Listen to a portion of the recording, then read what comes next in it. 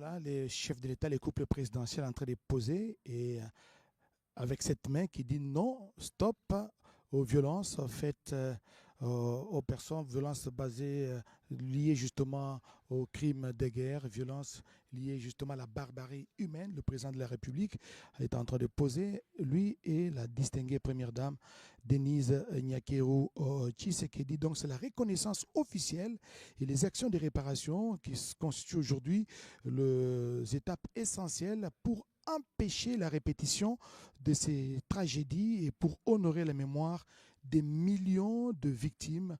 Et voilà, depuis 2023, première année de la commémoration du Génocide. Et là, c'est le président de la République qui est en train de faire son entrée.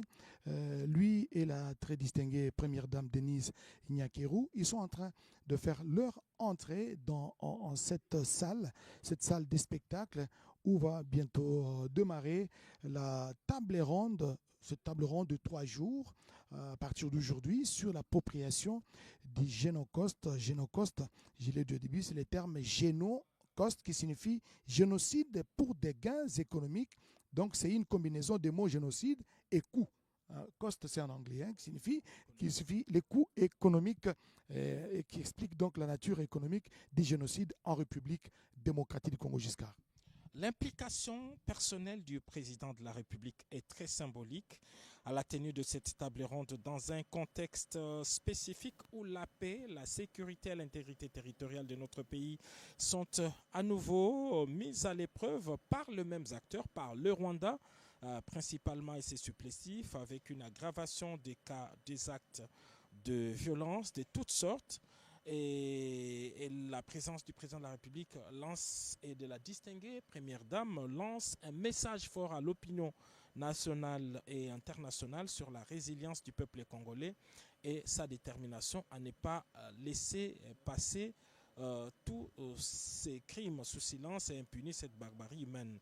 Et cette présence du couple présidentiel contribuera aussi à consolider et à capitaliser les acquis du front diplomatique à la faveur de la récente résolution du Conseil de sécurité des Nations Unies. C'est la fameuse résolution 2773. Alors, en ce moment, cher Oscar Mbal, le président de la République et la distinguée première dame vont devoir visiter la galerie qui expose justement tous ces crimes qui sont documentés depuis 97, année où l'AFDL est comme guidée par les Rwandais a commencé la série de massacres. Et là, on nous donne justement les chiffres qui est documenté, nous le rappelons ici, tous des atrocités documentées qui donnent plus de 10 millions de morts, près de 6 millions de personnes violées, 27 millions de personnes qui sont en situation critique, 1,6 million d'enfants qui sont non scolarisés à cause justement du génocide et près de 200 fosses communes qui sont liées au massacre. Alors à travers cette galerie, sont liées au massacre. Alors à travers cette galerie, on y expose le massacre le plus emblématique. Nous avons répertorié 14 et il y a des photos. Voilà, là le président 14 et il y a des photos. Voilà, là le président s'arrête. Hutus ont été tués et pas de distinction entre les civils et les combattants. Kisangani a été le théâtre de plusieurs massacres dont les plus importants, comme vous l'avez dit, sont le massacre de mars et avril 1997. Les rebelles y ont exécuté sommairement des réfugiés, y compris des enfants et des orphelins. Il y a la guerre de 6 jours, du 5 au 10 juin 2000. La guerre des 6 jours est la succession d'affrontements meurtriers en plein centre-ville entre l'armée ougandaise et rwandaise dans la ville de Kisangani, faisant 1000 morts au strict minimum et au moins 3000 blessés, essentiellement des civils. Tous ces massacres sont documentés comme on le voit. Et ça fait partie de ce qu'on appelle les rapports mapping des Nations Unies. Et ce n'est pas tout. Il y a le massacre de Mbandaka. et Wenji Sekli, c'était le 13 mai 1997. Après avoir promis un rapatriement des militaires, ont fusillé 140 réfugiés Hutus au port de Lonatra. D'autres ont été exécutés et jetés dans la ville. Et c'est ce que le président de la République est en train de recevoir comme information en ces moments. Et ce n'est pas tout, toujours à l'Équateur. Il y a les brûlures des réfugiés à Lolengui. Cela se passait au fin avril 1997. Des Hutus réfugiés y ont été brûlés vifs. Le Nord Kivu, le Sud Kivu, là c'est vraiment carrément l'épicentre de toutes ces atrocités pour des gains économiques. On peut citer quelques exemples de massacres emblématiques. Par exemple à Bitale, c'était le 19 février 1999 au Nord Kivu. Des éléments de l'ANC et de l'APR dans l'armée du Rwanda ont tué 6 civils, incendié plusieurs habitations. L'attaque des Kalongwe, toujours au Nord Kivu, en 1999, des rebelles du RCD ont attaqué la localité tuant des civils Hutus. Le massacre des Kalongwe, exactement, en Bitale, nous y sommes, ça c'est dans le Nord Kivu. Au Sud Kivu maintenant, le massacre de Makobola. C'était le 30 décembre 1998, pendant 3 jours. Un petit détail, le massacre de Makobola, c'est là que des femmes avaient été enterrées vivantes. Quel crime odieux, crime contre l'humanité, et les chefs de l'État reçoivent justement les explications sur ces différents massacres. Et c'était pendant 3 jours, des opérations militaires ont fait rage, près de 2000 morts au niveau de Makobola. C'est entre Ouvira sur la route des Fizi, Baraka. Il y a le massacre de Mwenga là également. Mwenga, c'est dans le sud Kivu, à 135 km de la ville de Bukavu. Les 11, 12, 13 et 17 octobre 1999, 2 personnes ont été tuées froidement. Les photos, les images mouvantes existent, c'est documenté. Et froidement tuées, plus de des centaines de personnes. À Kasika également, c'est un autre massacre perpétré du 23-25 août 1998. Plus de 1319 personnes de tous âges et sexes furent tuées dans une violence effroyable. Même le couple royal local fut brisé parce que la reine a été obligée de subir une intervention chirurgicale qui l'a conduite à la mort. Et toutes ces attaques sont l'œuvre du RCD, qui est encore une fois un mouvement pro-rwandais qui a perpétré, voilà, on y voit le couple royal de Kasika entre le 23 et 25 août 1998. Et c'est pas fini. Il y a le massacre des Kanyabayonga en 2001. Des troupes du RCD ont exécuté de centaines de Hutus congolais sous prétexte d'une collaboration prétendue avec les FDLR. Là également, plus de 180 personnes ont fui. Et ce n'est pas tout. Le massacre de Murambi. Nous revenons au Nord Kivu en 2000. Le RCD a incendié des maisons et torturé de civils. Et si on peut considérer ça comme un échantillon, mais il y a maintenant ce qui se passe en ces moments. Et c'est là où le président de la République est en train d'aller. Ça se ressent en 2022, il y a 3 ans seulement, le massacre de Kisiché. Le 29 novembre 2022, les rebelles du M23 s'élancent dans une chasse à l'homme. Plus de 300 personnes sont tuées, 60 personnes enlevées, 27 femmes qui ont été violées. Il y a le massacre de Lubero, ça c'est en août 2021, signé par les RCD, des Maïmaï. Bukavu aujourd'hui, comme en 1997, qui était transformé en un cimetière à ciel ouvert, simplement. La place Mouziroa, du nom d'un évêque local qui a été assassiné. D'ailleurs, 2 évêques qui ont été assassinés, la place Mouziroa, la place Nyawera. Et puis, l'autre massacre récent, c'est le bombardement du campement de Lushaga et Mugunga. Ça, c'est en mai 2023, des explosions de 5 roquettes lancées par les M23 ayant tué une vingtaine de personnes faisant des blessés.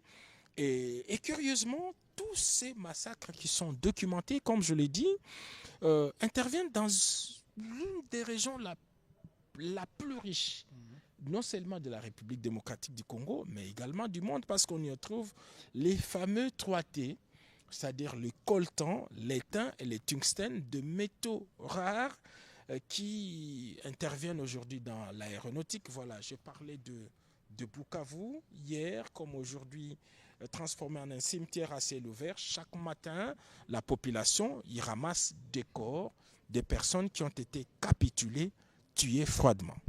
Giscard Koussema, pas plus tard qu'il y a quelques mois, lors de la prise, l'occupation de la ville de Goma, en 4 jours seulement, l'armée rwandaise et ses supplétifs du M23 ont tué plus de 8000 personnes, 4 jours, sans compter les morts anonymes, des gens qui sont tués de manière anonyme. Ils ont bombardé les camps des réfugiés, des déplacés internes et des exécutions sommaires des jeunes dames, des jeunes hommes, de tous ceux-là qu'ils suspectent d'être en contact ou de connivence avec les pouvoirs de Kinshasa. Donc tous ces massacres perpétrés non seulement à Goma, mais aussi à Bukavu, c'est des chefs-lieux de province respectivement du nord et du sud Kivu. Tous ces massacres, toutes ces violations des droits humains ont été documentées et aujourd'hui c'est la mémoire de tous ces millions de morts que nous sommes en train d'immortaliser ici au Centre culturel international et de Kinshasa. Et le président de la République vient de terminer donc la visite. Il va rejoindre l'assistance. Mais pour rappel, peut-être, selon des historiens comme Adam Hochschild et Isidore Ndayouel Nziem, pendant le règne colonial du roi Léopold II, c'est-à-dire entre 1885 et 1908, environ 10 à 13 millions de Congolais ont été tués en raison de l'exploitation brutale du caoutchouc et d'autres ressources naturelles. Ces nombres de morts représentaient environ la moitié, figurez-vous, de la population indigène du Congo. Pourtant, très peu de Congolais connaissent cette partie de leur histoire. Elle a été gommée, elle a été soigneusement retirée des programmes scolaires. Allez-y comprendre quelque chose. Elle a été donc, cette partie de l'histoire a été soigneusement retirée de programmes scolaires remplacés par des récits glorifiant un roi bâtisseur, le roi Léopold II, souvent présenté comme un Noko. Ces drames, la même perception, surtout un même discours de ces génocides pour les gains économiques. Nous avons comparé ces génocostes qui est un concept purement congolais, un label congolais à la Shoah qui est un génocide national.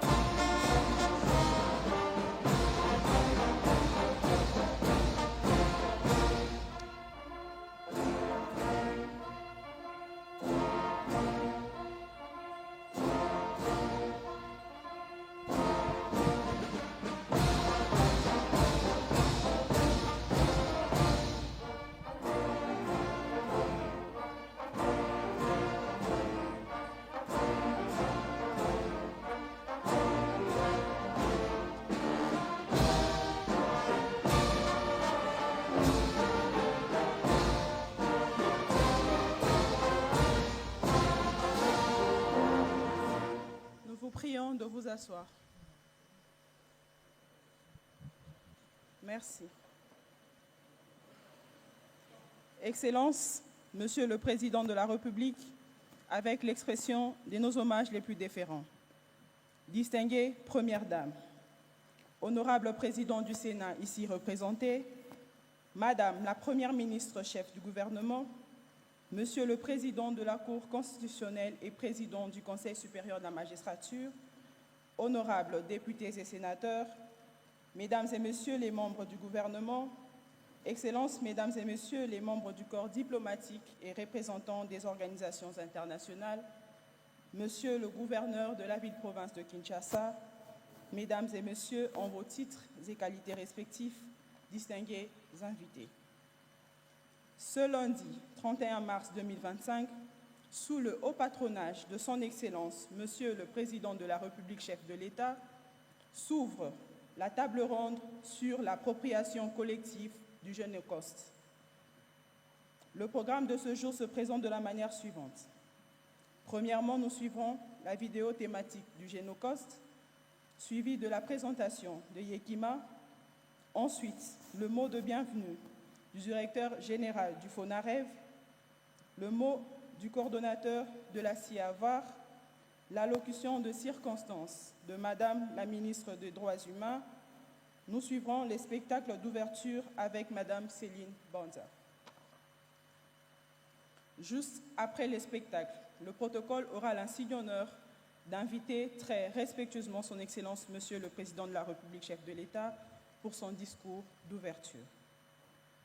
Vu la connotation culturelle de l'événement qui nous réunit ce jour, avec votre autorisation, Excellence, Monsieur le Président de la République, nous invitons Madame Véronica Kayembe pour animer les activités culturelles qui vont suivre.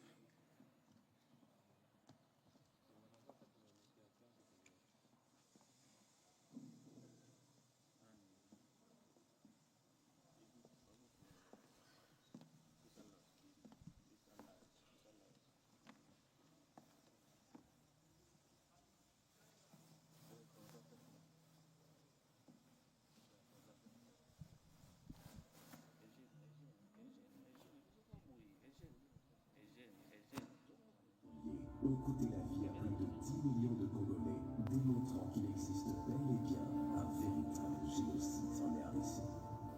Depuis plus de 3 décennies, la RDC, principalement dans sa partie est, est victime d'agressions armées, occasionnant des massacres et des violations graves des droits humains. Sa population subit des exactions récurrentes, telles que des viols, femmes et enfants enterrés vivants, hommes décapités, groupes ethniques détruits, villages et communautés entières déportées, leurs terres occupées, ainsi que des millions de déplacés, causant une désarticulation Enfants enterrés vivants, hommes décapités, groupes ethniques détruits, villages et communautés entiers déportés, leurs terres occupées, ainsi que des millions de déplacés, causant une désarticulation identitaire. À ce jour, ces massacres au mode opératoire particulier ont coûté la vie à plus de 10 millions de Congolais, démontrant qu'il existe bel et bien un véritable génocide en RDC. Derrière ces atrocités se cachent des intérêts économiques à peine voilés, le pillage systématique de nos ressources naturelles et leur blanchiment. Face à ce silence complice, le peuple congolais se lève et se mobilise pour s'approprier le Génocost et réclamer d'une seule... pour engager les parties prenantes à l'appropriation et à la culture de la paix. Chercheurs, leaders, acteurs institutionnels et associatifs, fils et filles du Congo vont se mobiliser autour de la thématique Son sous-sol, la paix en RDC est tributaire des groupes rebelles à l'origine des crimes de guerre qui engendrent plusieurs victimes et oubliées, dont les histoires résonnent aujourd'hui comme des échos de douleurs à travers le monde. bombe uti boye ekwe buki mbetu ezinga na makolo bon namonaka lisusu pasi wana te parce que esi ekomi mutu akochange yango te même si mpe basalinga nini ekochange te natikali bongo. Pour ne pas les oublier, 2 actions majeures ont été initiées, à savoir la désignation du 2 août. Distingués invités en vos titres et qualités respectifs, bonjour. Je suis Véronica Kayembe, grand aimant plaisir de me retrouver ici ce jour pour cette grande commémoration annuelle que nous avons par rapport au Génocost.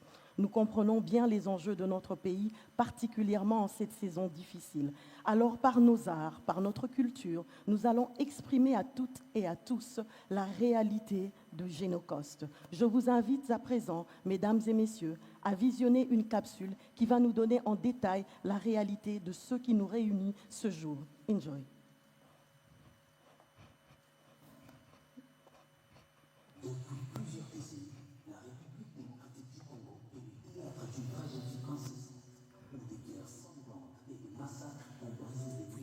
décennies, la République démocratique du Congo est le théâtre d'une tragédie incessante, où des guerres sanglantes et des massacres ont brisé des millions de vies. Convoitée pour les richesses de son sol et de son sous-sol, la paix en RDC est tributaire des groupes rebelles à l'origine des crimes de guerre qui engendrent plusieurs victimes et oubliées, dont les histoires résonnent aujourd'hui comme des échos de douleurs à travers le monde. Bombe uti boy ekwe buki mbetu ezinga na makolo bon namona kalisu pasi wana te parce que esi ekomi mutu ako changer yango te même si pe basalinga nini eko changer te natikali bongo. Pour ne pas les oublier, 2 actions majeures ont été initiées, à savoir la désignation du 2 août de chaque année comme date commémorative officielle de la journée des génocides congolais pour des gains économiques, Génocost. Cette année, la cérémonie officielle a eu lieu à Kisangani avec l'inauguration du cimetière de la guerre des 6 jours ainsi que d'autres manifestations dans d'autres grandes villes telles que Bukavu, Goma, Kinshasa et dans les ambassades de la RDC représentées dans plusieurs pays. La création du FONAREV, avec comme objectif de porter assistance, espoir et réparation aux victimes tout en promouvant la réconciliation nationale. Depuis plus de 3 décennies, exprimer et ressortir de nous les sentiments les plus forts par rapport à notre patrie et par rapport à nos frères et sœurs meurtris. Je vous invite, mesdames et messieurs, à bien vouloir accueillir l'extraordinaire slammer Yekima.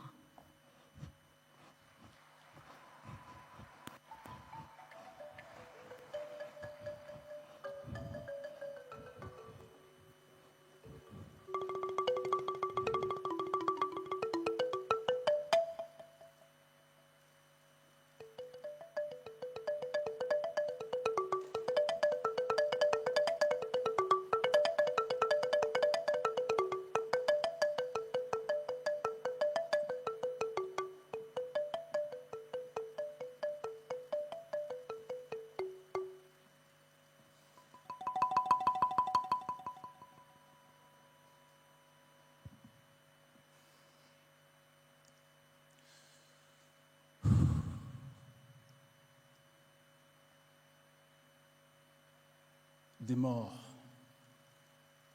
et encore des morts. On le dit encore, peut-être moins fort, peut-être plus fort, mais jamais assez pour conjurer le sort. Des humains trop vite chiffrés, qu'on oublie souvent de nommer, comme un vaste charnier de syllabes inachevées. Disparus comme s'ils n'avaient jamais vécu. Alors que derrière chaque mort, il y avait un rêve, une histoire, un destin, un corps. Tenez, Kambale, surnommé Muguazarabu, pied d'or, rêvait de devenir le prochain Chancel Mbemba. Kambale et lui étaient la coqueluche du village, dont la voix et les mélopées rappelaient celle de Fali Ipupa.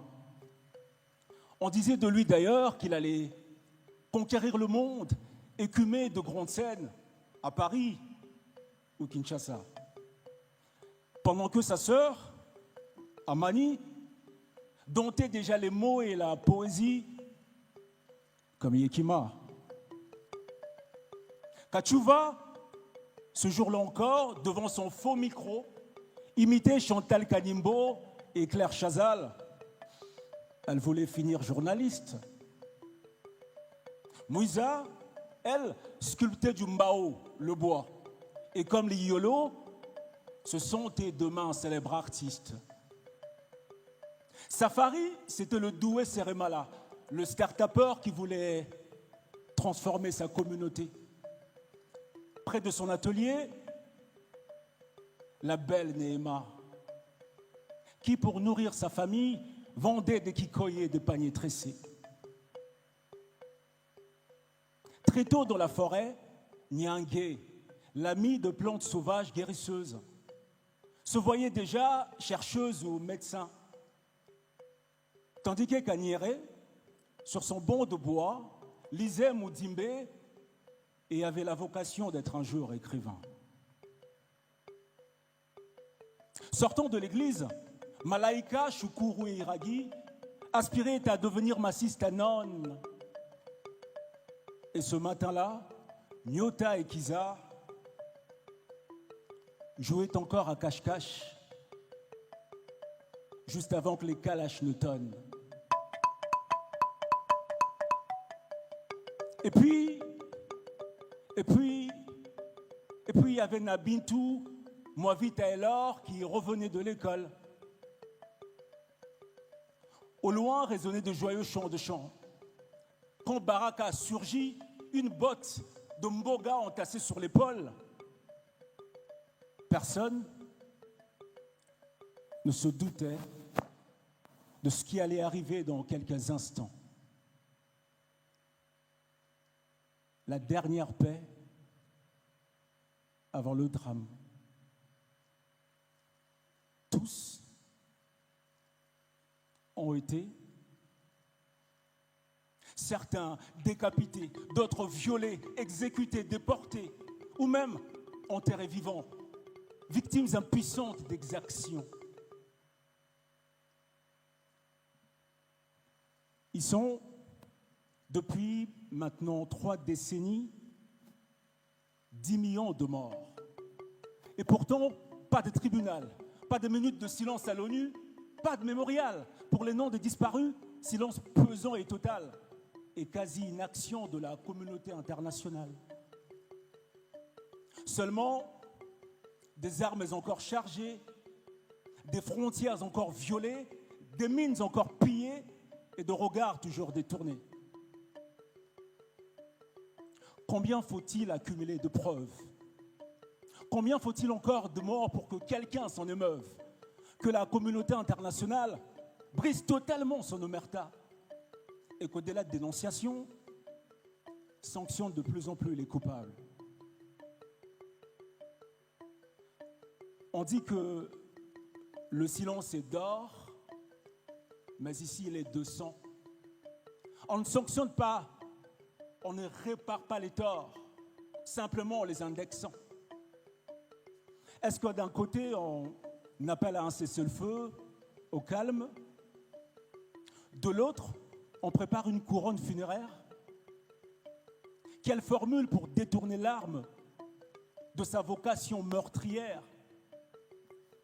Si de la main gauche, on enterre la hache de guerre, mais de la droite, on déterre l'artillerie de la mort.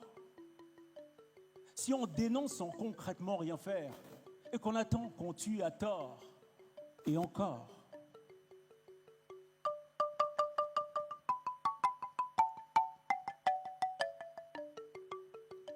Face au silence du chaos, s'impose un devoir de mémoire. Le sang versé au Congo n'est pas un accident de l'histoire. C'est un business model, un génocide sponsorisé, où des accords signés valent des actes de décès. Génocide. Génocide à des fins économiques. La RDC refuse d'ignorer ces millions de morts. Ce serait cruel. Une démarche plutôt réparatrice que nécrologique. Malgré chaque mort dans nos quotidiens mémoriels. Dès lors, pour bâtir un plaidoyer fort, pour une reconnaissance profonde d'un génocide de 10 millions de morts, pour ne pas oublier, refuser d'enterrer l'histoire sous les décombres de l'amnésie. L'oubli est un linceul trop propre pour tant de cadavres.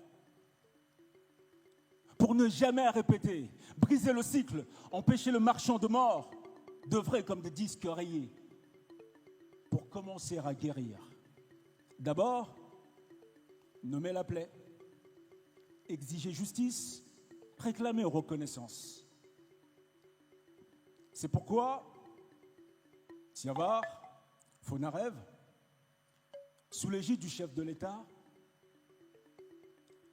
initie cette table ronde comme preuve d'une lutte pour rompre l'omerta. Alors, ce soir, quand vous rentrerez, vous repenserez à Kambale, qui aurait pu jouer ce 21 mars au Stade des Martyrs parmi nos léopards, ou à Mani, qui aurait pu être ici, à ma place, maniant les mots avec tact et art. Ne pas oublier, ne jamais répéter, commencer à guérir.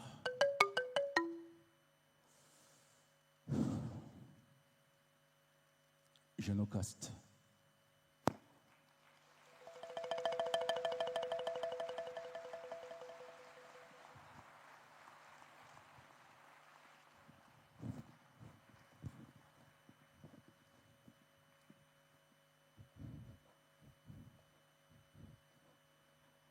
À présent, Auguste Assemblée, pour le mot de bienvenue, j'aimerais que vous m'aidiez à accueillir le directeur général du Fonarev, M. Patrick Fata Makunga.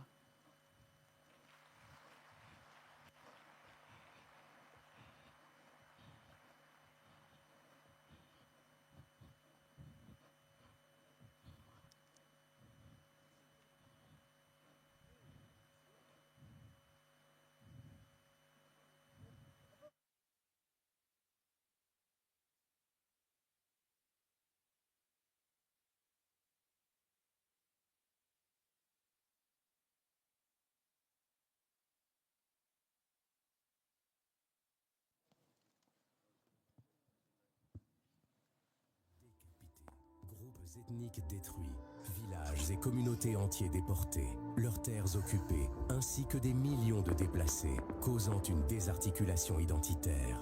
À ce jour, ces massacres au mode opératoire particulier ont coûté la vie à plus de 10 millions de Congolais, démontrant qu'il existe bel et bien un véritable génocide en RDC. Derrière ces atrocités se cachent des intérêts économiques. Président de la République, chef de l'État, avec l'expression de mes hommages les plus déférents. Honorable président de l'Assemblée nationale, honorable président du Sénat, Excellence, Madame la Première ministre chef du gouvernement, Monsieur le Président du Conseil supérieur de la magistrature, distinguées Premières Dames, honorables députés et sénateurs, Excellences, Mesdames et Messieurs les membres du gouvernement, Monsieur le directeur de cabinet du Président de la République et Président du comité de pilotage de la SIAVAR, Monsieur le coordonnateur exécutif de la SIAVAR, Monsieur le Président du Conseil d'administration du Fonarev, Messieurs les participants, merci. Je voudrais également saluer l'implication du gouvernement à travers son Excellence, Madame la Première ministre, pour son accompagnement sans faille dans ce contexte de haute sensibilité. Je remercie enfin le Parlement congolais qui, dans un élan historique, a adopté une loi instituant la journée du Génocauste. C'est un acte fort, porteur de sens et qui marque un tournant dans notre rapport collectif, dans notre rapport collectif à la mémoire et aux victimes. Excellence, Monsieur le Président de la République, chef de l'État, avec l'expression de mes hommages les plus déférents, honorable Président de l'Assemblée nationale, honorable Président du Sénat, Excellence, Madame la Première ministre chef du gouvernement, Monsieur le Président du Conseil supérieur de la magistrature, distinguées Premières Dames, honorables députés et sénateurs, Excellences, Mesdames et Messieurs les membres du gouvernement, Monsieur le directeur de cabinet du Président de la République et président du comité de pilotage de la SIAVAR, Monsieur le coordonnateur exécutif de la SIAVAR, Monsieur le Président du Conseil d'administration du FONAREV, Mesdames et Messieurs les participants, distingués invités. Victimes, acteurs politiques, religieux, jeunes, artistes, société civile, et j'en passe. Car oui, chaque Congolaise, chaque Congolais doit pouvoir ressentir les douleurs de ses victimes comme une part de sa propre histoire. Nous sommes venus ici pour dire ensemble que ce génocide ne peut plus être tué. Nous sommes venus ici pour poser les premiers jalons d'une reconnaissance nationale et internationale, mais aussi pour défendre une culture de paix qui soit fondée sur la vérité, nous rassemble et nous engage. Non seulement nous rassemble et nous engage, non seulement pour le devoir de mémoire, mais pour l'avenir de notre nation. Bienvenue à toutes et à tous. Karibu, Boyei Malamu, Dilwa Dimpe, Kukwisa Yambote. Je vous remercie. Voilà, c'était là le mot du directeur général du FONAREV, Patrick Fata. Et voilà, il a contextualisé cette table ronde sur l'appropriation du Génocide.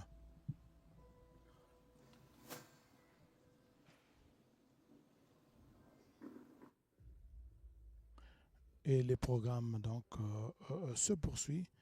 Il est question de l'appropriation collective du génocide et la mobilisation des consciences à tous les niveaux, au niveau des professeurs, des étudiants, des élèves, des fonctionnaires, des femmes ménagères, donc à toutes les couches sociales de la population. Il faudra donc une mobilisation pour l'appropriation collective du génocide congolais, le génocide, des génocides qui est perpétré pour des gains économiques.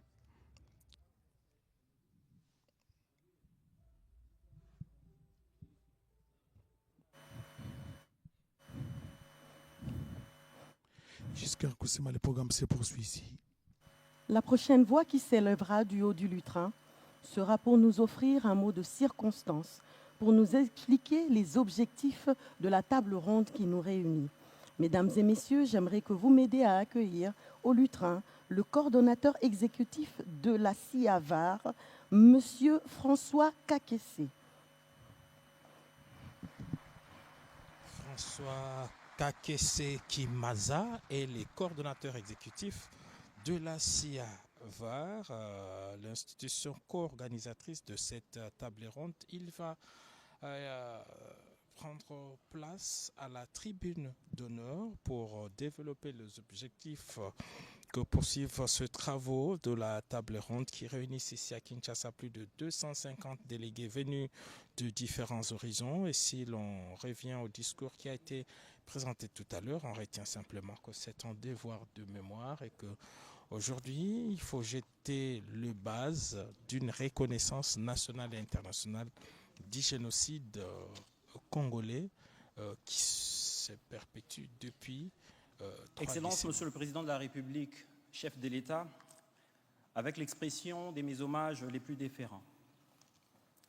Excellence, Madame la Première ministre, chef du gouvernement, Monsieur le Président du Conseil supérieur de la magistrature, distinguées Premières Dames, honorables députés et sénateurs, Excellences, Mesdames et Messieurs les membres du gouvernement, Excellences, Mesdames et Messieurs les ambassadeurs et chefs de mission diplomatiques accrédités en République démocratique du Congo, Monsieur le directeur de cabinet et président du comité de pilotage de la CIAVAR, Monsieur le président du conseil d'administration du FONAREV, Monsieur le directeur général du FONAREV, Mesdames et Messieurs, distingués invités, toute préséance et commodité protocolaire considérées. Excellence, Monsieur le Président de la République, chef de l'État, avec l'expression réitérée de mes hommages, permettez-moi de rappeler que lors de la première commémoration de la Journée nationale du Génocide que vous avez eu la responsabilité de présider, le 2 août 2023, vous avez conclu votre propos par un message d'espoir. Nous appelons tous, comme nation et comme peuple, particulièrement les victimes, à puiser la force de la sainte parole écrite dans le livre d'Ésaïe, chapitre 60, au verset 1, je cite, « Lève-toi, sois éclairé, car ta lumière arrive, et la gloire de l'Éternel se lève sur toi. » Fin de citation. À cet effet, vous assignez d'une part au gouvernement l'appropriation de vos engagements, qui s'inscrivent dans le cadre de la mise en œuvre des piliers de la justice transitionnelle, et d'autre part à la SIAVAR et au FONAREV de préparer les conditions de l'organisation d'une table ronde sur la du Génocoste, de la construction d'un plaidoyer pour la reconnaissance internationale du génocide commis en République démocratique du Congo, mais surtout de la promotion de la culture de la paix. Dans ce sens, la commémoration du Génocoste implique donc, pour les Congolaises et Congolais, une appropriation individuelle et collective prônée par votre Excellence. Pour vous, il ne s'agit pas d'une simple date ou d'un cérémonial, mais d'une véritable prise de conscience en tant que peuple des enjeux et défis existentiels auxquels notre survie en tant que nation est confrontée. C'est dans ce cadre que, prenant la parole à la commémoration du Génocoste à Kisangani le 2 août 2024, la Commission interinstitutionnelle d'aide aux victimes et d'appui aux réformes, SIAVAR en sigle, par ma voix, s'est engagée à se positionner à jamais comme un vecteur des réformes dans le domaine de la justice transitionnelle et pour la cause des victimes dans l'accompagnement de votre vision. C'est donc fort de cet engagement que la SIAVAR et le FONAREV, en leur qualité de pouvoir co-organisateurs des commémorations du Génocoste, ont travaillé suivant vos instructions pour la tenue de cette table ronde. Fruit de la volonté de votre autorité, ces assises uniques n'auraient pas été rendues possibles sans le soutien du gouvernement, à travers son Excellence Madame la Première ministre chef du gouvernement, mais aussi et surtout sans l'accompagnement du comité de pilotage de la SIAVAR, qui, au cours de ses réunions successives du 14 octobre 2024 et du 6 décembre 2024, a adopté la feuille de route Génocoste 2025, dans laquelle cette table ronde est inscrite, aux côtés d'importantes autres activités qui s'exécuteront au courant de cette année 2025. Excellence, Monsieur le Président de la République, chef de l'État, distingués invités, Mesdames et Messieurs, l'œuvre de l'appropriation individuelle et collective du Génocoste, telle que prônée par son Excellence, Monsieur le Président de la République, chef de l'État, Félix Antoine Tshisekedi Tshilombo, implique que des Congolaises et Congolais de toute génération et de tout lieu s'y imprègnent comme un héritage historique et culturel pour la postérité.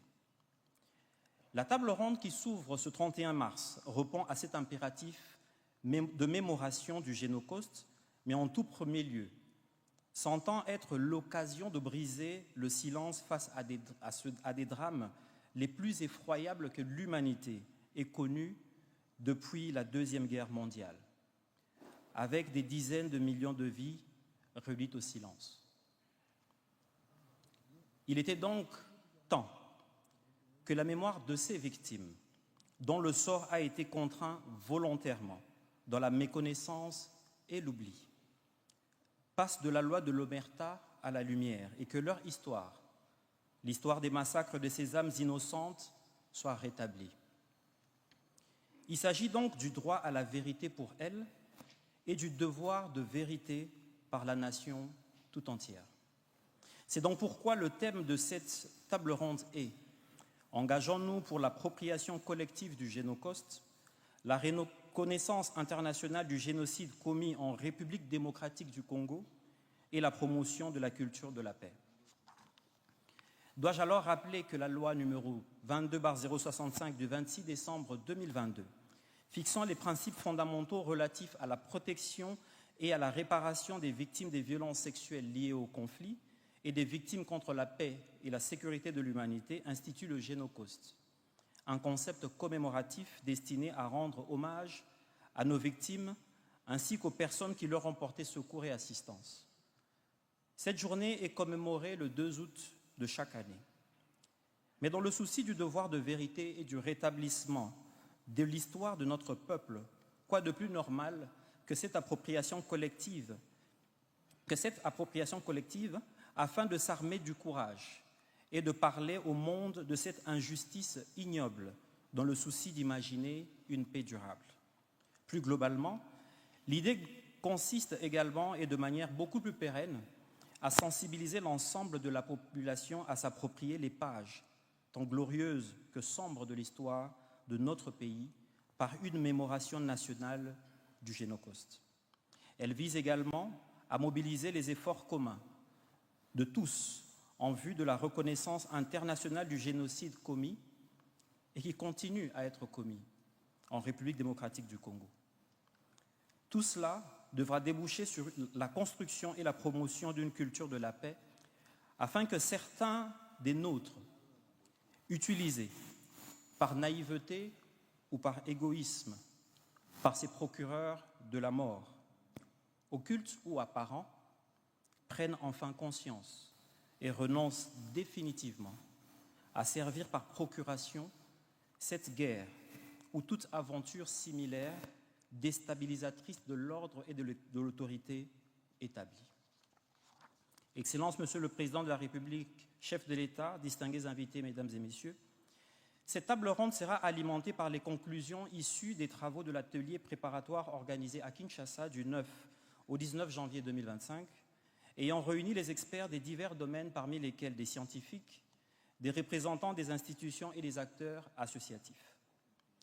Ces conclusions servent de point de départ des réflexions beaucoup plus profondes, pouvant permettre d'atteindre les objectifs spécifiques assignés à la construction d'un narratif du Génocauste, de la stratégie d'appropriation collective et des orientations d'un plaidoyer pour la reconnaissance internationale, à la fois politique, diplomatique et judiciaire, des génocides commis en République démocratique du Congo.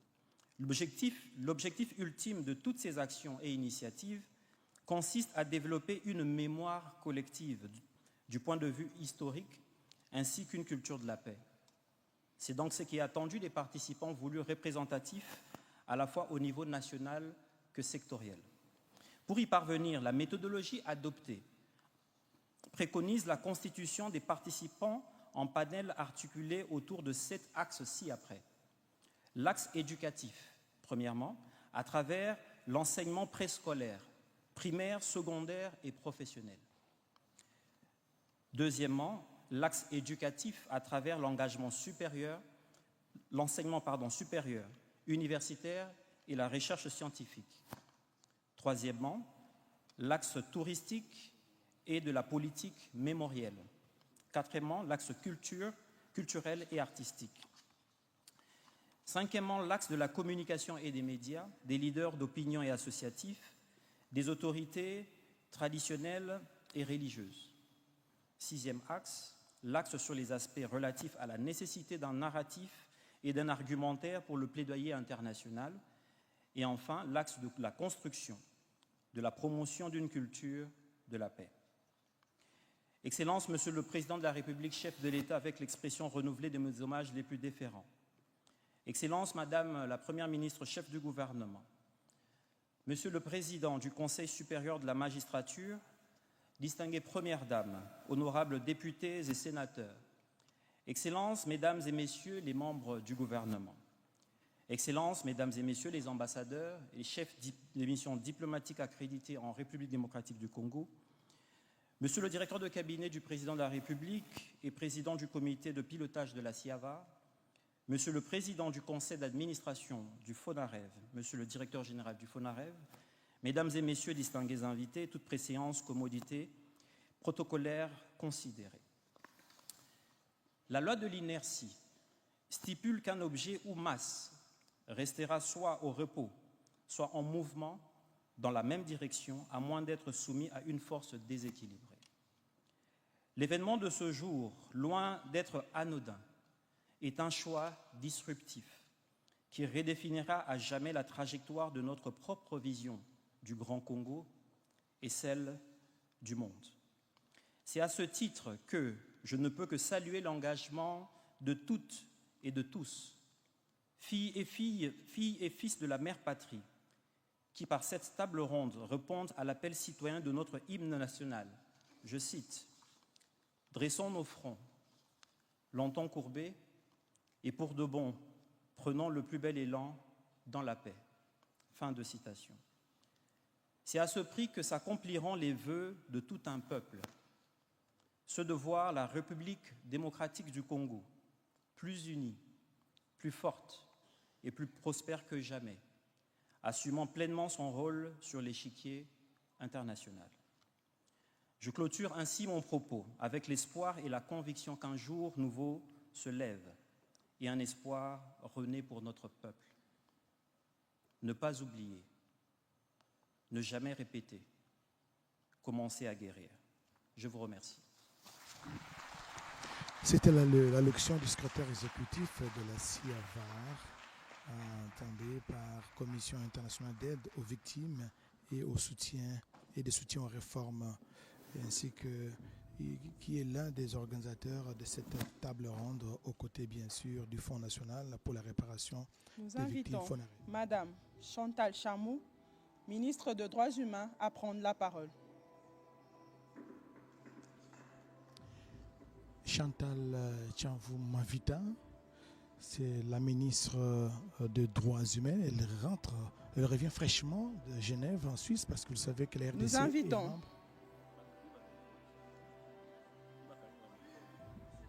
Madame Chantal est membre de notre pays, la République démocratique du Congo, et membre du Conseil des droits de l'homme à Genève. Nous invitons Madame Chantal Chamou Mavita, ministre des Droits humains, à prendre la parole. Voilà Chantal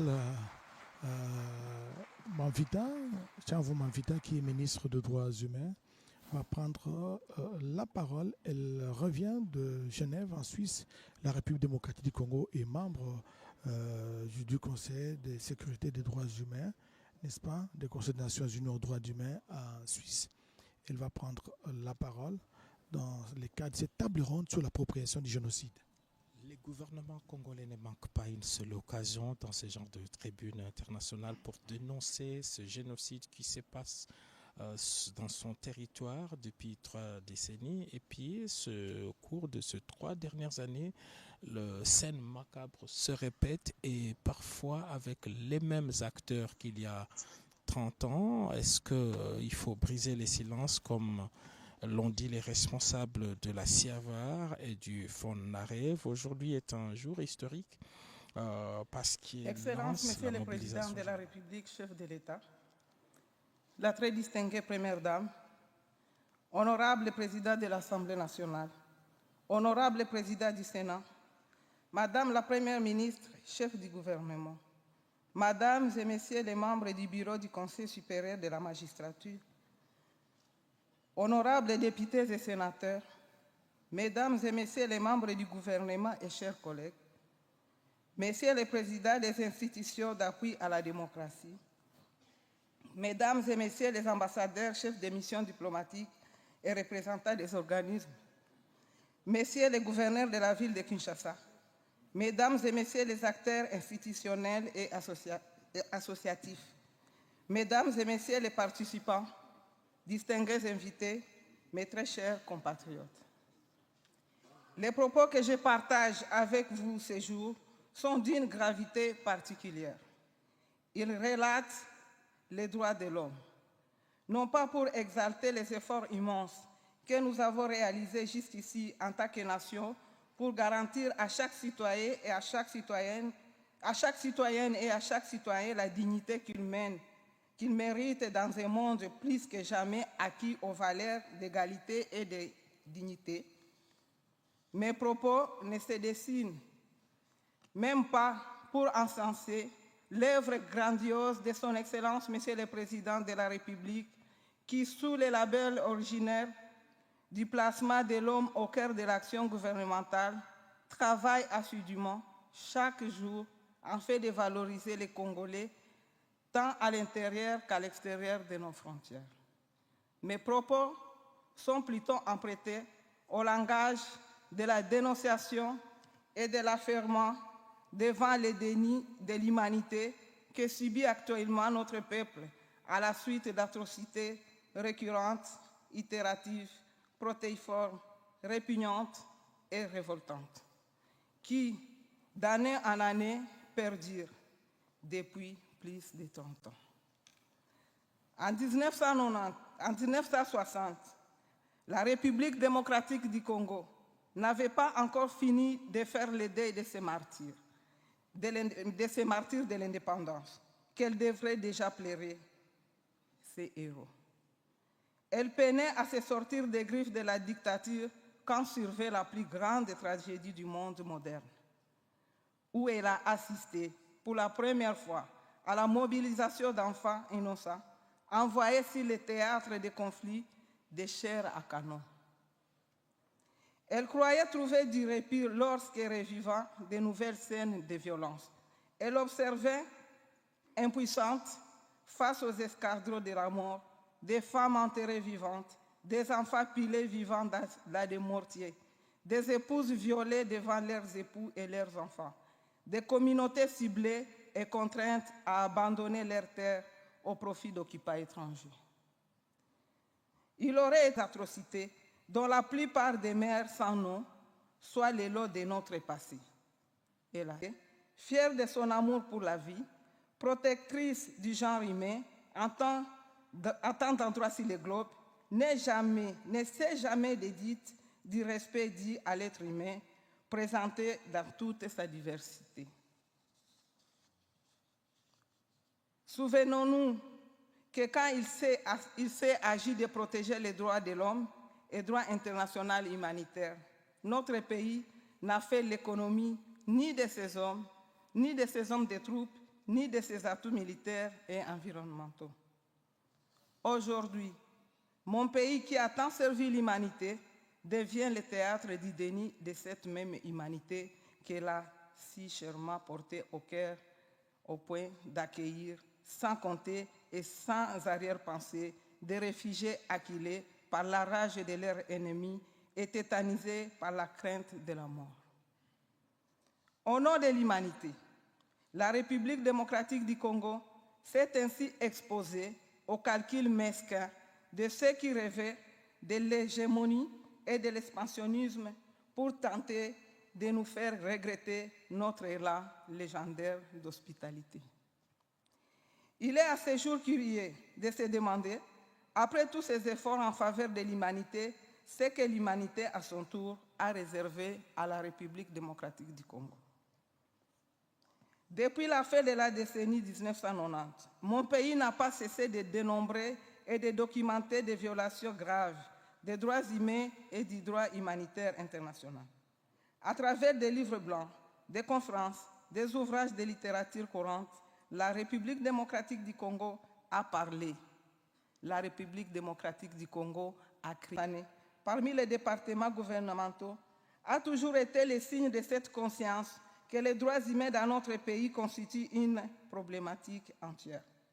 Les actions de ces ministères, à travers les rapports de campagne, de sensibilisation, la promotion de la justice transitionnelle, les consultations populaires en vue d'appurement du passif des crimes du passé, etc.,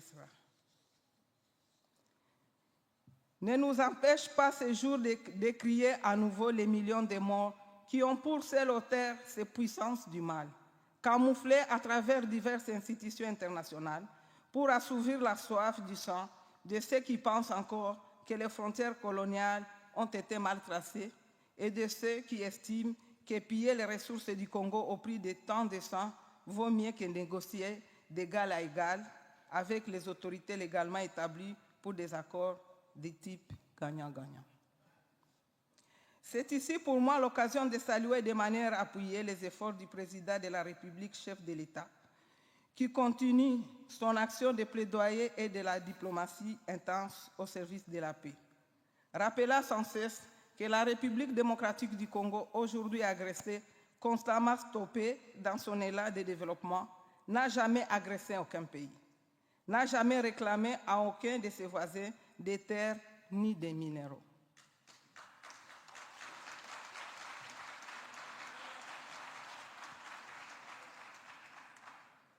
Qu'il me soit également permis d'encourager Madame la Première ministre, chef du gouvernement, à mener cette équipe gouvernementale de laquelle le peuple attend tant en termes de droits humains.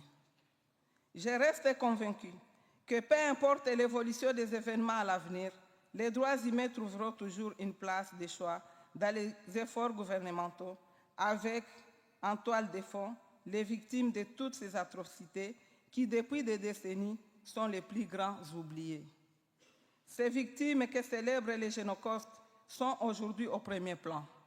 À travers ces assises, c'est en effet à leur chair que les massacres ont été perpétrés. C'est en effet à leurs dépens que des terres ont été spoliées.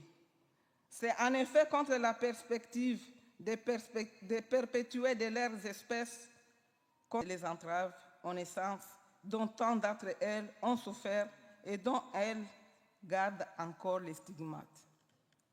Tout ceci me porte à remercier très sincèrement les organisateurs de présentes assises, car les initiatives procèdent avant tout de la bravoure et de l'audace.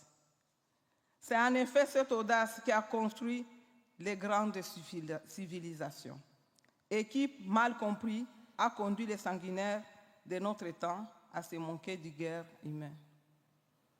genre humain, je veux dire. Les organisateurs de ces assises ont une audace positive, car ils ont décidé à voguer à contre-courant de l'omerta et de la langue de bois, qui, en se refusant à prendre la parole contre les bourreaux, les ont encouragés à exterminer des communautés entières en République démocratique du Congo. Mon ministère et moi-même apporterons toujours l'appui qu'il faut à toutes les initiatives allant dans le sens de l'établissement de cette vérité. Il n'y a pas de doute qu'après ces assises, une action plus concrète, loin des cogitations philosophiques, savantes et doctrinales, prendra place pour rechercher activement les responsables et les traduire en justice au nom de l'humanité qu'ils ont impunément foulée aux pieds depuis si longtemps. L'histoire se répète, dit-on, d'abord comme une tragédie, puis comme une farce. Mais chez nous, en République démocratique du Congo, l'histoire ne cesse d'être tragédie. Aujourd'hui, cette tragédie a un nom. Cette tragédie s'appelle génocide. Je prends la parole devant vous, non pas pour me plaindre, mais pour témoigner.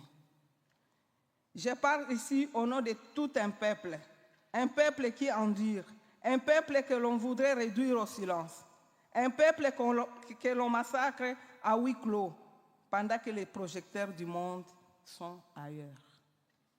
À l'est de la République démocratique du Congo, un génocide est en cours. Oui, j'emploie ces mots en pleine conscience de sa gravité.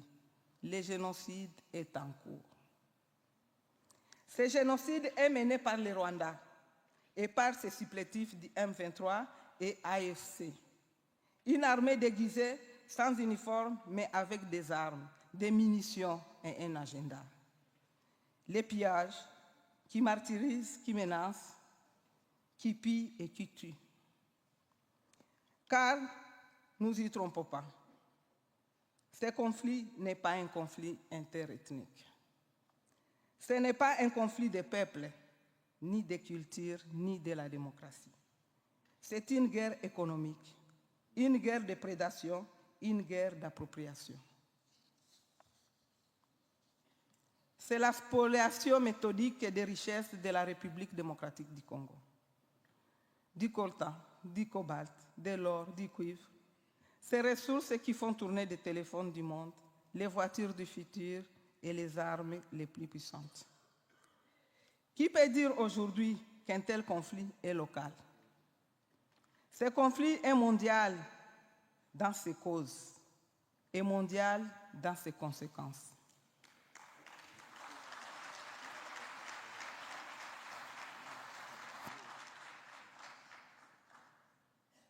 C'est pourquoi je l'ai dit ici solennellement. Ce conflit, c'est peut-être le plus important du monde aujourd'hui. n'est pas seulement pour nous, Congolais, mais pour le monde entier. Car ce qui se joue au Congo, c'est l'équilibre des puissances, l'accès aux ressources, l'avenir énergétique et technologique de toute l'humanité. Et pourtant, que voyons-nous?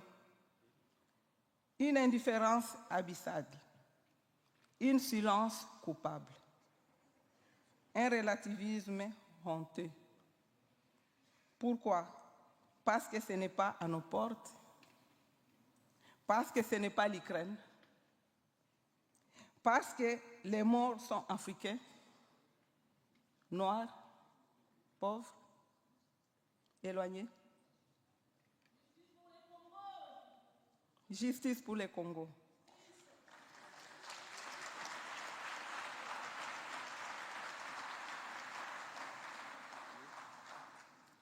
Je vous l'ai dit, le silence tue, l'indifférence alimente la violence.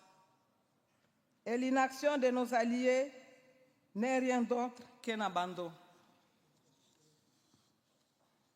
Pire encore, le régime rwandais, dans un cynique sans borne, instrumentalise son propre passé. Comment, mesdames et messieurs, un peuple qui a tant souffert peut-il à son tour se faire l'instrument d'une guerre d'avidité? Les soldats du M23 ne verront jamais les millions de dollars trépiller. Ce ne sont pas des héros, ce sont des pions, des sacrifiés, des victimes de la cupidité de quelques-uns.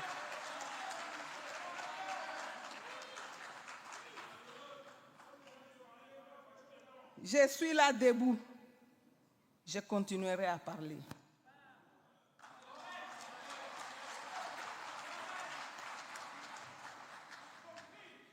Je sais que nous sommes nombreux à refuser le silence. Et nous attendons de nos amis qui nous soutiennent, pas qu'ils nous observent. L'Occident doit cesser de calquer ses modèles de paix sur nos réalités. L'Occident doit cesser de croire à la verve mensongère du régime rwandais. Il ne doit pas avoir peur d'intervenir dans ce qu'il croit être un conflit interethnique, peur de reproduire ce qu'il pense être les erreurs du passé. Ce génocide mené n'a pour seul socle de prédation économique par un pouvoir avide des richesses. Ce sont depuis le début du conflit des millions de morts et de déplacés. C'est au milieu du continent africain une plaie béante qui ne cicatrise pas. Chez nous, la paix n'est pas une évidence, c'est une conquête. Et parfois, elle exige plus de mots. Nous ne demandons pas la guerre, mais nous ne courberons pas les chenilles. La République démocratique du Congo est un GA, le plus grand pays francophone du monde. Un GA de richesses, de biodiversité, d'histoire et surtout de jeunesse. Et notre patience ne doit pas être prise pour de la faiblesse. Les léopards n'attaquent pas pour menacer. Quand ils frappent, c'est pour tuer.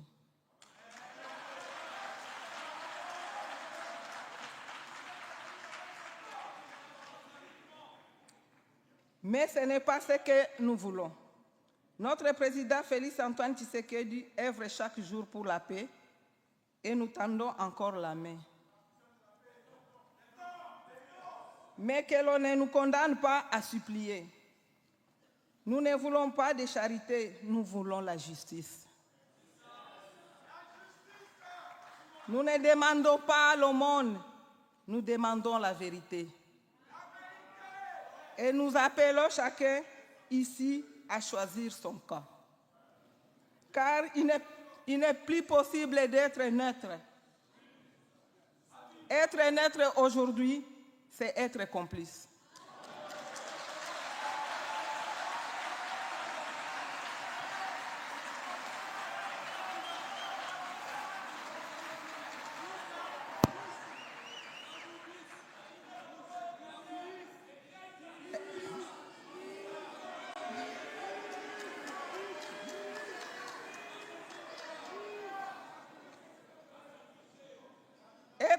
Être neutre aujourd'hui, c'est être complice. c'est être du côté de ceux qui tuent, qui violent, qui pillent et qui démembrent.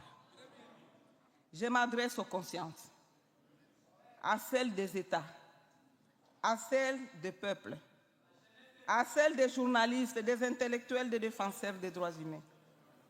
S'il vous reste un peu d'humanité, écoutez-nous, agissez. Car l'histoire regarde.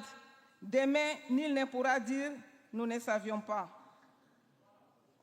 Que Dieu bénisse, que Dieu éclaire son Excellence Madame Judith Souminoua, chef du gouvernement. Que Dieu fortifie son Excellence Monsieur le Président de la République. Que Dieu bénisse le Congo. Je vous remercie. Voilà, c'était l'allocution de la ministre des Droits humains, Chantal Tianvou-Mavita, qui reçoit une salle d'applaudissements, notamment du président de la République, du couple présidentiel. C'est vraiment pathétique et émouvant en même temps, ces discours prononcés, ce mot des circonstances de la ministre des Droits humains avec des applaudissements frénétiques. On sent qu'elle a parlé avec son cœur, elle a dit en des termes on ne peut plus clairs, nous avons le devoir de briser les silences parce que la République démocratique du Congo depuis 3 décennies est le théâtre de pires atrocités qu'ait connu l'humanité. D'aucuns disent même que c'est la plus grande crise sécuritaire après la Deuxième Guerre mondiale. Il faut que cela cesse. Les chiffres qui ont été présentés ici donnent froid au dos. 10 millions de morts, c'en est trop. C'est la population de plusieurs États, en tout cas une centaine. Au moins, une centaine de pays ont chacun autour de 10 millions de population. Il faut que cela cesse. Donc voilà le cri des cœurs. Et je crois que le programme se poursuit. On devrait souffler un peu avec Céline Banza avant que le chef de l'État ne puisse prononcer son discours inaugural. Voilà, donc là c'est le gouverneur de la ville de Kinshasa, Daniel Bumba, des historiens, Daïwel Isidore et Akoulez, directeur général de l'Académie des Beaux-Arts, qui est en train de renaître de ces centres. Donc nous sommes ici en direct du Centre culturel international de Kinshasa. Le programme se poursuit avec les différentes allocutions. Nous avons suivi le directeur général du FONAREV, Patrick Fata. Après lui, c'était le secrétaire exécutif de Siavar.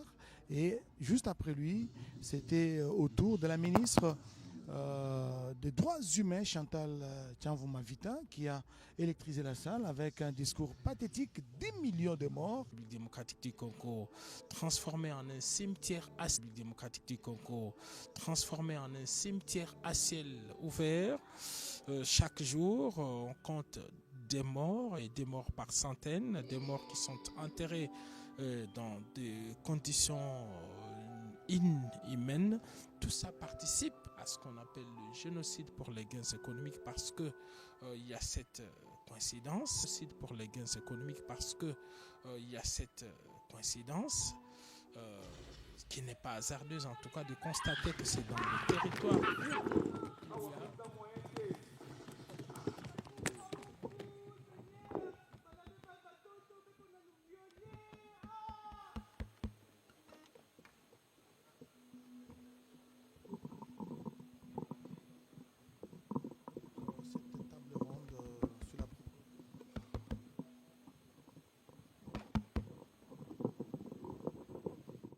Économique va s'étaler donc sur 4 jours, du 31 jusqu'au 3 avril. Après cette journée inaugurale, le participants, 250 au total, vont poursuivre des travaux en atelier au niveau de l'hôtel Hilton, les cadres choisis,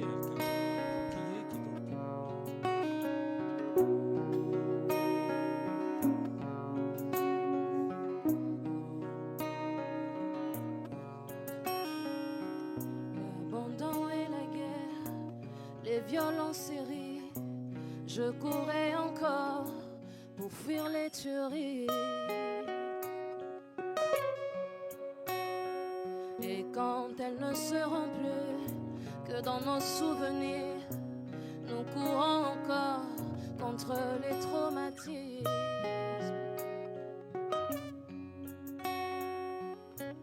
Réfugiés des cris dans nos terres battues, nous les enfants, nous les drames, on pleure d'entendre la larme.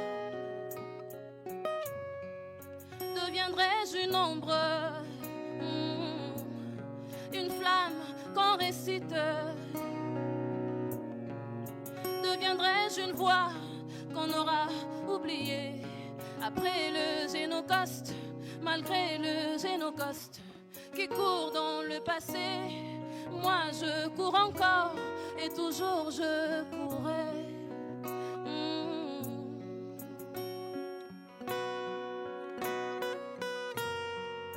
Deviendrai-je une ombre, une histoire qu'on récite,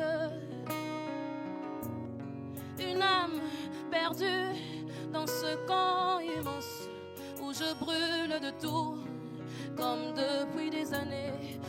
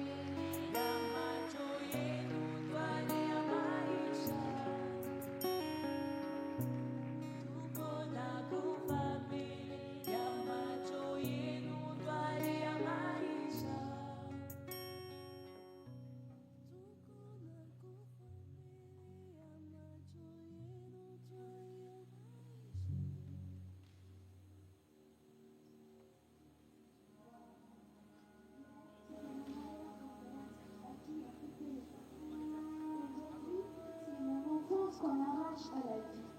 Et demain, que restera-t-il de nous, les enfants oubliés du Congo? Serons-nous seulement des enfants, des souvenirs effacés, ou cette fois quelqu'un a bombardé enfin le bois? C'est le Génocoste, un génocide pour le profit, payé par notre innocence, un crime invisible derrière l'indifférence du monde. Le progrès du monde a un coût. Mais à quel prix?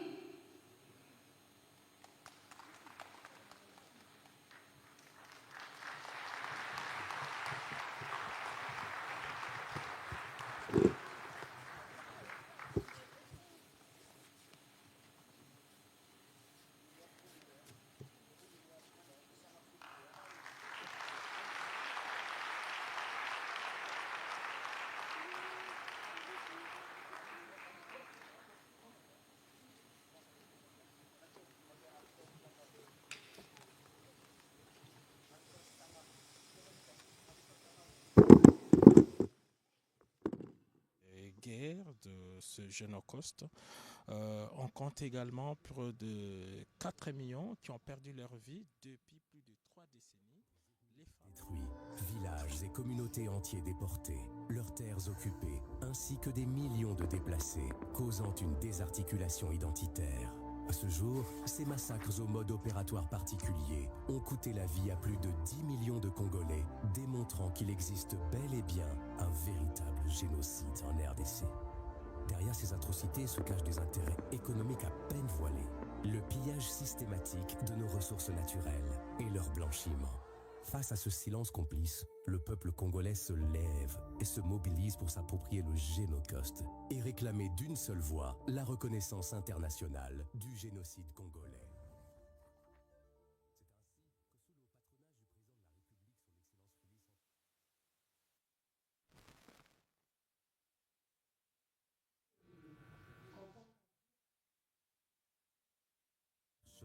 Leaders, acteurs institutionnels et associatifs, fils et filles du Congo vont se mobiliser autour de la thématique « Engageons-nous à l'appropriation du génocide, à la reconnaissance internationale du génocide congolais pour la promotion de la culture de la paix ».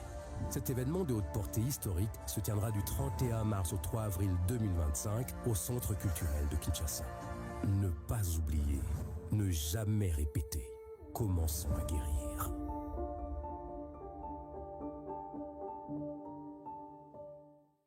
Depuis plus de 3 décennies, la RDC, principalement dans sa partie est, est victime d'agressions armées, occasionnant des massacres et des violations graves des droits humains.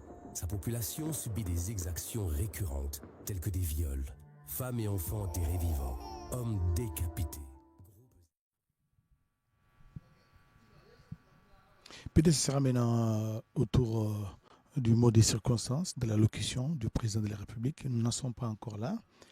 Et toujours est-il que l'objectif principal poursuivi par cette table ronde sur l'appropriation du génocide, c'est la reconnaissance internationale des crimes qui sont perpétrés à travers le pays. Une reconnaissance nationale aussi, une appropriation de cette triste réalité que nous sommes en train de vivre depuis plus de 3 décennies et dont on parle très peu. Et pourtant, les chiffres, la réalité, elle est là. Face à nous, de plusieurs rapports des Nations Unies ont prouvé, ont documenté depuis ce qu'on appelle les rapports mapping, jusque les acteurs de ce génocide sont encore là, ils sont encore sur le terrain, ils ont de leur force de nuisance, plongeant plusieurs familles dans le désarroi. Aujourd'hui, comme hier encore, ces souvenirs sont très frais et que la communauté nationale devrait s'approprier à travers ce qu'on a appelé ici un enseignement sur le plan d'enseignement de nos enseignants, nos enfants, nos apprenants devraient s'approprier cette culture, non pas pour un besoin de vengeance, mais aussi pour reconnaître d'abord ce qui est fait et dire que cela ne se répète plus. La culture de la paix, c'est d'ailleurs l'un des axes qui a été évoqué ici par tous ceux qui ont pris la parole devant cette auguste assemblée. Nous rappelons que la cérémonie d'ouverture des travaux de la table ronde sur l'appropriation du génocide pour le gain économique en République démocratique du Congo, des travaux qui devraient prendre 3 jours et qui devraient se dérouler à l'hôtel Hilton de Kinshasa, où plus de 250 invités venus de partout sont ici. On a reconnu dans l'assistance la présence remarquable des ambassadeurs de la République démocratique du Congo. Nous avons reconnu l'ambassadeur de la RDC près les sièges des Nations Unies, Zenom au Congo, qui est là. On a reconnu l'ambassadeur Ngandou, notre permanent à l'Union africaine et à la République fédérale d'Éthiopie. Madame Mamoshobekwa, ambassadrice de la République démocratique du Congo en Inde. On a vu, l'ambassadeur Impolé, l'ambassadeur Christian Dongala, l'ambassadeur Émile Ngoï Kasongo, qui est lui basé à Paris. Bref, ceux qui devraient, au niveau de leur poste d'attache, relayer et faire le plaidoyer de la reconnaissance du génocide, d'autant plus que celui-ci, il est non seulement récent, mais il est documenté par les Nations Unies et par toutes les missions d'enquête. Et un génocide documenté, vous l'avez souligné, c'est le cas de le dire aujourd'hui, à l'ouverture de cette table ronde sur l'appropriation du génocide congolais pour des gains économiques, Génocost. La première célébration, le premier anniversaire, n'est-ce pas, officiel de ces génocides en République démocratique du Congo, c'était le 2 août dernier. Nous étions avec vous à Kisangani, chef-lieu de la province de la Chopo.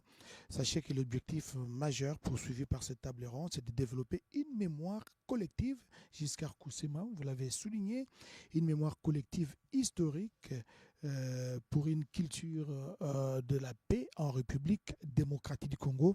Cela va passer par l'enseignement d'abord au niveau préscolaire, au niveau du primaire, du secondaire, par l'enseignement au niveau des universités de la République démocratique du Congo. C'est pour mettre sur pied cette mémoire collective, non pas pour se venger, mais pour savoir qu'en telle année, le chef de l'État a visité justement, en telle année, des massacres ont été perpétrés à Kassika, à Goma, dans différents camps, et beaucoup de milliers de Congolais ont perdu la vie à cause de la barbarie humaine. Giscard Koussema.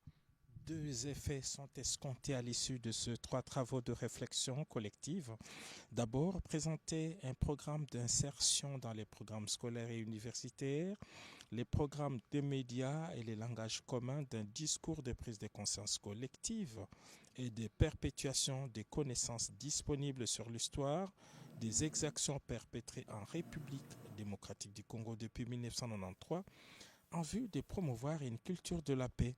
Et puis, l'autre fait escompté, c'est que c'est cela l'effet escompté. Et nous voulons dire que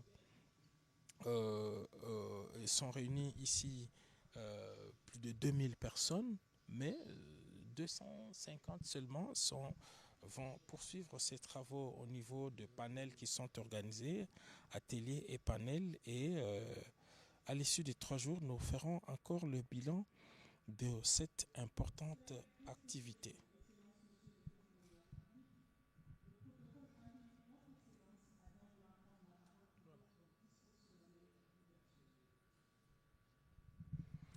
Voilà les moments attendus. L'assistance est debout. Le président de la République, Félix-Antoine Tshisekedi Tshilombo, qui était placé au milieu de la foule, là, aux côtés de la distinguée première dame, est en train de moment d'avancer vers la tribune d'honneur. Il prendra la parole pour donner le coup d'envoi de cette table ronde sur l'appropriation du Génocost congolais à partir de cet amphithéâtre du Centre culturel international de Kinshasa, le président de la République qui a institué la célébration du Génocost le 2 août de chaque année.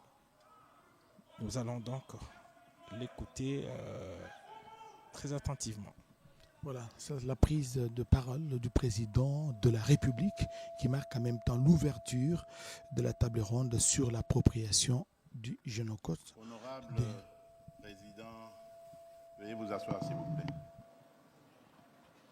Honorable président de l'Assemblée nationale ici représenté, honorable président du Sénat ici représenté, Madame la Première ministre, chef du gouvernement, Monsieur le Président de la Cour constitutionnelle et Président du Conseil supérieur de la magistrature, honorables députés et sénateurs, Mesdames et Messieurs les membres du gouvernement, Messieurs les membres des institutions d'appui à la démocratie, Mesdames et Messieurs les membres du corps diplomatique et représentants des organisations internationales accréditées en République démocratique du Congo, Monsieur le gouverneur de la ville de Kinshasa,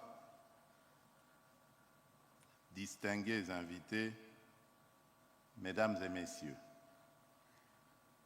le 2 août 2023, je présidais, non sans émotion et chagrin, mais surtout avec détermination et résilience, les premières commémorations nationales du Génocauste, journée solennelle dédiée à la mémoire des dizaines de millions de Congolaises et Congolais victimes au cours des dernières décennies d'actes indescriptibles de barbarie et de cruauté.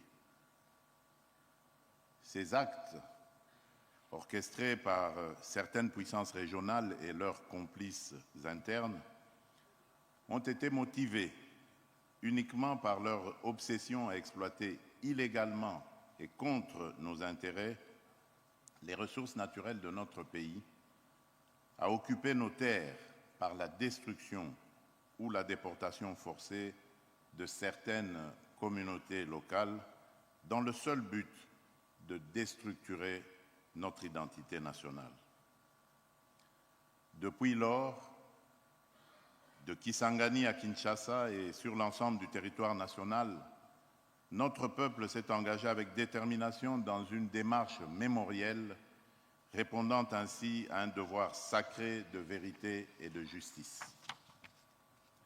À l'approche des 3e commémorations prévues le 2 août 2025,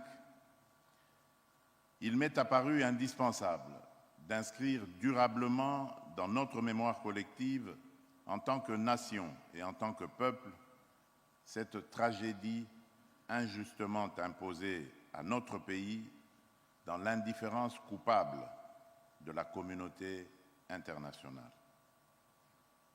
Dans ce même élan, et afin de contribuer activement à l'édification d'une humanité plus civilisée et pacifiée, j'ai confié à la Commission interinstitutionnelle d'aide aux victimes et d'appui aux réformes, la CIAVAR, ainsi qu'au Fonds national des victimes des violences sexuelles liées au conflit et des victimes des crimes contre la paix et la sécurité de l'humanité, le FONAREV, la mission essentielle d'organiser cette réflexion nationale destinée à promouvoir durablement une culture de paix. Cette table ronde, placée sous le thème « Engageons-nous à l'appropriation collective du Génocauste, à la reconnaissance internationale du génocide commis en République démocratique du Congo et à la promotion de la culture de la paix », nous interpelle tous. Elle intervient dans un contexte critique où notre pays continue à subir une guerre injuste, où le sang de nos frères et sœurs continue de couler et où notre intégrité territoriale demeure menacée. En mémoire de nos victimes, je vous invite à vous lever pour observer ensemble un moment solennel de recueillement.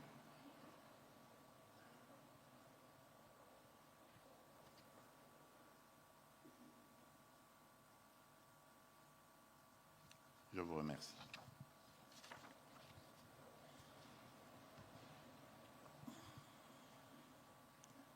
Distingués invités, mesdames et messieurs, la destruction du passé est peut-être le plus grand de tous les crimes, disait Simone Veil. Aujourd'hui, nous ne parlons pas uniquement du passé, mais du présent et de l'avenir de notre nation. La République démocratique du Congo a une histoire riche, mais profondément complexe. Au-delà de son visage le plus connu, celui d'un pays aux ressources naturelles abondantes, se cache une réalité sombre, souvent méconnue ou volontairement ignorée. Plus de 10 millions de vies humaines innocentes, brutalement fauchées par une violence systématique et cyclique visant des communautés entières. Parmi les exemples les plus tragiquement marquants figurent les massacres perpétrés à Kasika et à Makobola dans le sud Kivu, où plus de la moitié des membres des ethnies Nindu et Lega furent exterminés en un très court laps de temps, avec des actes d'une cruauté insoutenable, tels que l'enterrement de femmes vivantes. La même violence ciblée a également frappé ces communautés lors des massacres du 24 août 1998 à Kilungutwe, Kalama et Kalambi, ainsi que des membres de l'ethnie Hutu, visés précisément en raison de leur identité ethnique. À ces atrocités s'ajoutent les multiples massacres perpétrés contre les populations civiles innocentes à Kishiché, Kazaoro, Mbambo, Bukombo, Mweso ou encore Nyundo. Face à ces crimes atroces, longtemps ignorés ou minimisés par la communauté internationale, la vérité commence enfin à émerger.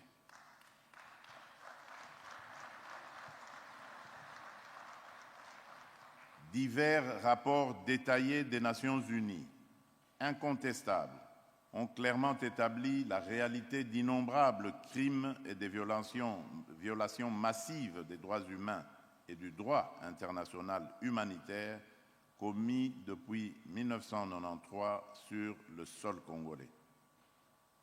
Ces actes atroces, perpétrés directement ou indirectement par certains pays voisins, en particulier le Rwanda, à travers des forces négatives qu'ils créent, forment, arment et soutiennent, ne laissent plus aucun doute quant à l'existence d'un véritable génocide dans chacun de ces tragiques épisodes.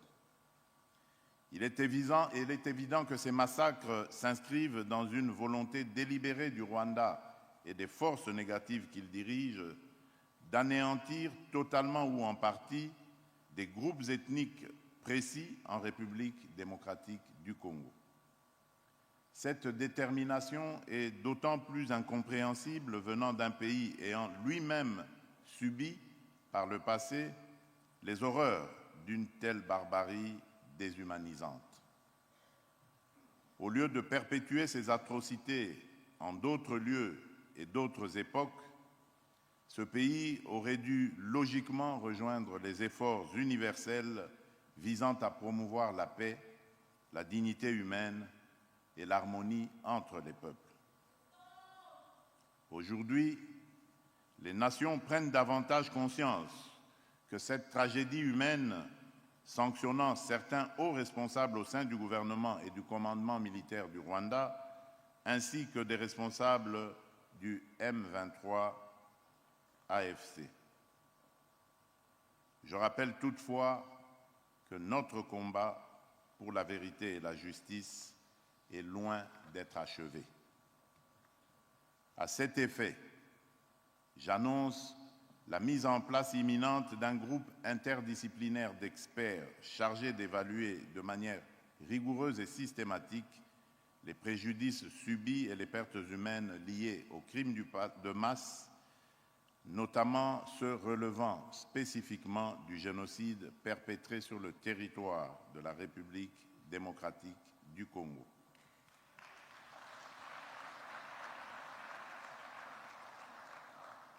Distingués invités, mesdames et messieurs, cette table ronde doit nous permettre non seulement de témoigner, mais surtout de construire ensemble une stratégie nationale efficace pour obtenir la reconnaissance internationale du génocide commis sous notre sol et pour consolider durablement la paix dans notre pays.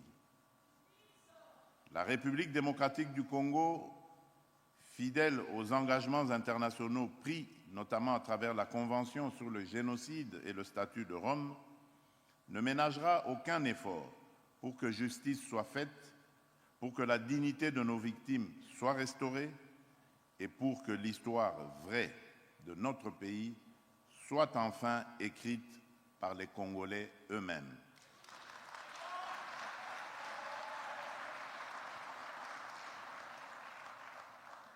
Mes chers compatriotes, notre marche vers la vérité et la paix est semée d'embûches politiques, diplomatiques et idéologiques.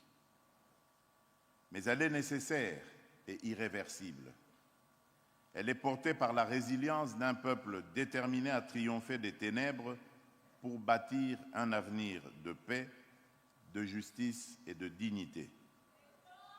Et nous devons tous y travailler. En ouvrant officiellement cette table ronde, je nous invite tous à être à la hauteur de cette responsabilité historique. Puisse la lumière de l'espoir éclairer à nouveau nos vies meurtries et que la paix et la justice guident nos pas sur le chemin de la guérison parce que c'est encore possible.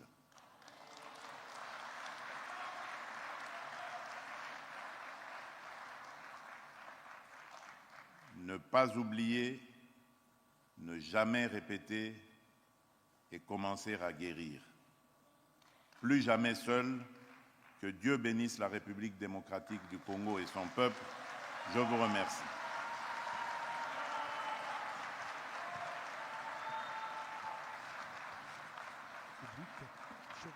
Félix Antoine Tshisekedi Tshilombo à l'occasion de l'ouverture de la table ronde sur l'appropriation du Ainsi, génocide. prend fin la cérémonie de ce jour. Giscard Koussema.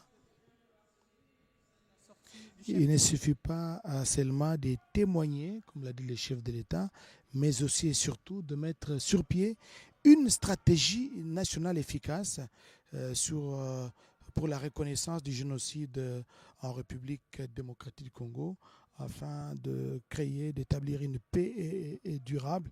Et voilà l'essentiel de l'adresse du président de la République. Il a même également dit il se propose de mettre sur pied un groupe d'experts, un groupe de réflexion, n'est-ce pas, pour voir comment mettre sur pied cette... pour évaluer les préjudices subis à travers ces crimes économiques, ces crimes humanitaires qui sont commis depuis deux décennies.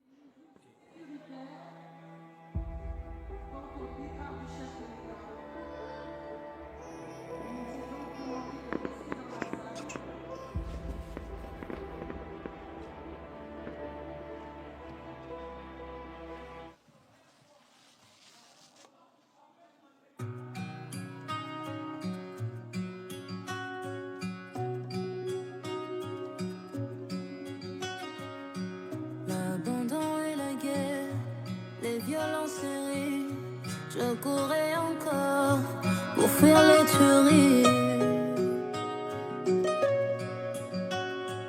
Et quand elles ne seront plus que dans nos souvenirs, nous courons encore contre les traumatismes.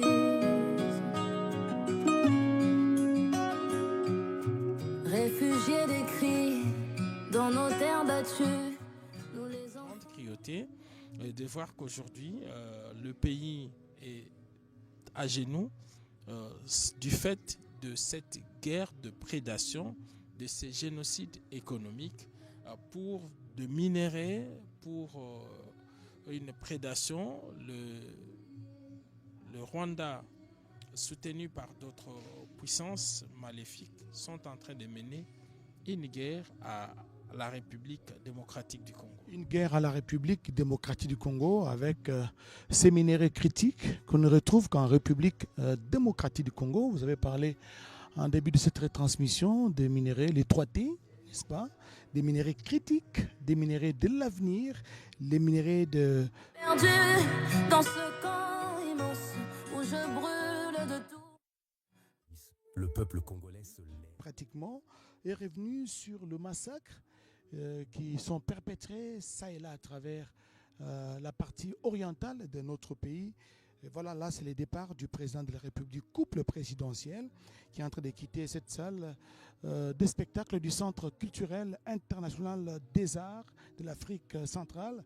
Ce centre qui est basé ici à Kinshasa. Le chef de l'État parlait du massacre, qui est une volonté délibérée du Rwanda d'anéantir, d'exterminer certains groupes ethniques de la République démocratique du Congo jusqu'à. Oui, le président de la République qui vient de quitter l'amphithéâtre reste encore au niveau de ce centre culturel où il y a une galerie qui représente en image toutes ces atrocités documentées et avérées depuis plus de 3 décennies. Nous vous avons rappelé les différents massacres dont le plus emblématique reste le massacre de Mwenga, de Kakobola, les attaques de Mugunga, de Kishiché récemment, de Lubero, le massacre de Bukavu, bref, le massacre de Tingi également. Tout ça documenté et que la République démocratique du Congo voudrait dénoncer désormais. Donc ça n'est presque fini pour cette séance inaugurale de la table ronde. Nous rappelons que 250 participants vont prendre part à ces réflexions collectives ouvertes ici, mais qui se poursuivront au niveau de l'hôtel Hilton. Plusieurs ambassadeurs de la République démocratique du Congo ont fait le déplacement. Nous avons reconnu celui du Canada, M. Joska, qui est ici, l'ambassadeur du Canada. On a vu également notre ambassadeur en Tanzanie. Ils sont nombreux, hein, d'autres qu'on n'a peut-être pas cités, mais ils sont tous là. Et ils sont les porte-voix du président de la République et ils devraient intensifier ces plaidoyers dans leur pays d'attache pour dénoncer ce qui se passe ici en République démocratique du Congo. D'autant plus que les Nations Unies, à travers les rapports mapping, a documenté toutes ces cruautés et nous faisons nôtre cette phrase du président de la République qui dit à toutes les victimes de ces atrocités qu'elles ne sont jamais seules et que la République est avec eux. Voilà, mesdames, messieurs, nous sommes en train de terminer cette transmission en direct du Centre culturel international de Kinshasa. Nous avons donc proposé la cérémonie inaugurale de la table ronde sur l'appropriation du Génocide, cérémonie présidée par le chef de l'État, Félix Antoine Tshisekedi Tshilombo. Les travaux vont se poursuivre à l'hôtel Hilton de Kinshasa. Merci d'avoir été des nôtres à partir de 26 provinces que compte la République démocratique du Congo. Dans ces 2 345 400 km², avec ces plus de 400 ethnies qui vivent. Et c'est 145 territoires. 145 territoires, effectivement. C'est ça qui compose la République démocratique du Congo, un peuple qui reste uni malgré ce moment difficile que traverse le pays du fait justement de ces génocides pour les gains économiques. C'est une question existentielle. Chacun de nous devrait s'approprier cette question et savoir que chaque jour, il y a 2 personnes, il y a des Congolais qui meurent, il y a des Congolais qui sont tués pour le simple fait qu'ils sont Congolais ou parce qu'ils vivent dans des zones que Dieu a bénies. Merci donc à toute l'équipe technique. Merci à vous qui nous avez suivis à travers le pays et le monde. Espérons vous retrouver à la clôture de ces travaux qui vont durer 4 jours ici à Kinshasa. Bonne suite des programmes sur votre télévision. Tout à l'heure, nous allons vous laisser suivre les journaux télévisés de la mi-journée. Merci, à la prochaine.